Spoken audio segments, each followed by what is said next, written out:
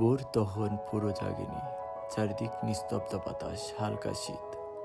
আমি রূপন, সঙ্গে শাকিল আর ফাহিম।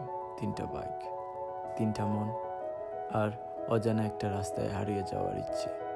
চুপিসারে বাসা থেকেই বাইক বের করি, যেন শহরটা না জাগিয়ে আমরা বেরিয়ে পড়েছি। বড়লেখা বাজারে এসে দোয়া ওঠা চায়ের কাপে চুমুক। চোখে তখনও ঘুম, কিন্তু মনে জমেছে দূরের টান। হাসিয়ার আড্ডার পরেই রাস্তাটা নিয়ে হাজারো কল্পনা। এবার ছুটে চলা জুড়ির দিকে।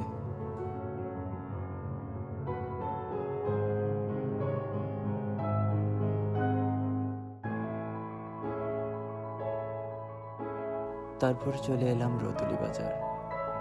বাজারের পাশেই শাপলার একটা বিল। রাস্তার পাশে দাঁড়িয়ে কিছুক্ষণ ছবি তুললাম।